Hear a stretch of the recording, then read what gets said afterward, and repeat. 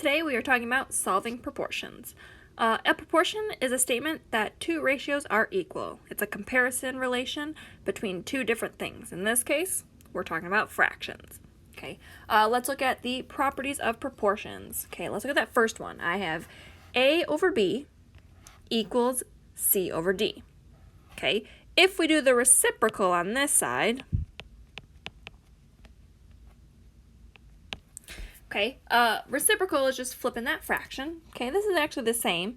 They would equal the same. I would have B over A equals D over C.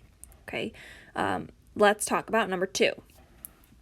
More often, this is what we're going to see is number 2, and we're going to use this property the most. Okay, let's start with, again, A over B equals C over D. This actually equals A times D equals B times C. This is what we call cross multiplication.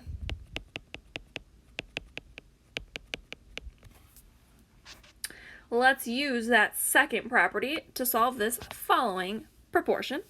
Okay, in this case, I'm going to do 5 over 3x plus 1 equals 9 over 4. Let's solve it using cross multiplication. Initially, I'm going to start with those cross, so that's 5 times 4. I'm going to cross this way. Equal sign always goes in the middle. I get 9 times 3x plus 1. Okay, as you can assume, I'm going to distribute that 5 and this 9, but this 9 is actually going to go to both terms because I have that parentheses. Okay, 5 times 4 gives me a whole 20. 9 times 3x, I get 27x. And then 9 times 1 gives me a plus 9. Okay. From here, well, let's solve for our x. We're used to this. Let's subtract that 9 first. In this case, I get 11 equals 27x. Okay, well, I'm not done yet. There's still something attached to my x, and it's that 27 that I have to get rid of. Let's get rid of it. In order for me to get rid of it, well, I'm going to divide.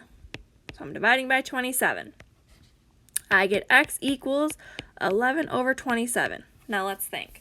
Is there a common multiple between 11 and 27 that I can simplify that fraction? Well, in this case, there's not. So, this is actually going to be my answer. And trust me, it is okay to have fractions. And Miss Gale loves those fractions. So that is my final answer. That is what x equals for that proportion above. Let's keep going. Let's try this one now. Again, I'm going to cross multiply. I'm going to do that 6 times 2x. Again, equals always goes in the middle. And I'm going to cross this way, and I get 5 times 4x minus 1. Okay. Again, as you would assume, I will be distributing those numbers outside of my parentheses. On the left side, I get 12x. On the right side, I get 20x minus 5. Okay. Well, in this case, I actually want to move over my x. Okay, in this case, I want to move my 20 over to the left side. In order for me to do that, I have to subtract. I'm doing the opposite of what it tells me. Those cancel out. I get negative 8x equals negative 5.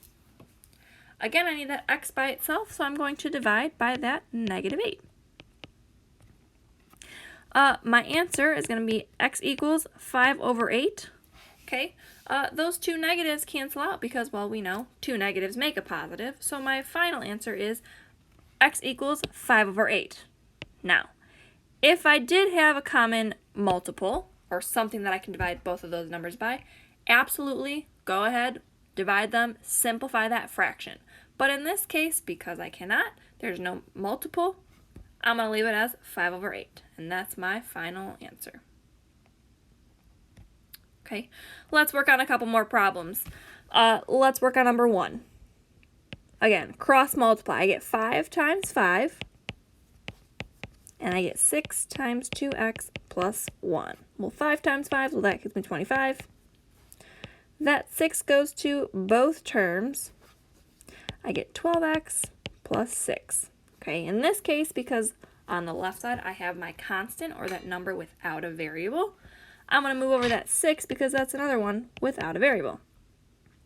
I get 19 equals 12x. Divide by that 12. I get x to be 19 over 12. Again, if there's a multiple, absolutely simplify it. But in this case, we're perfectly fine with 19 over 12. Okay. All right, let's finish up problem number 2. Okay, again, we're going to use that cross multiplication method to solve this proportion. We're going to start with that 8 times x minus 1 equals the other side, 3 times 2x plus 5.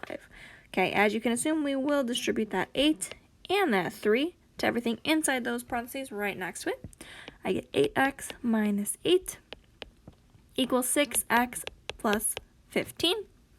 Okay, well, let's move my x's over first. I'm going to subtract that 6x because I just personally like my x's on the left side. Doesn't really matter. You can move over the 8. Okay, those cancel out. I get 2x minus 8 equals 15. Well, let's add that 8 to both sides. I get 2x equals 23. Okay, if I divide by 2 on both sides, I'm running out of space, so I'm not going to show it, but if we were to divide by 2, I get 23 over 2. Okay, again, let's think. Well, can I simplify that? Is there a number that will go in there, both of those numbers, where I can simplify that fraction? And in this case, there is not. So again, I am left with my final answer of 23 over 2. I'm going to have you guys try problem 3 and 4.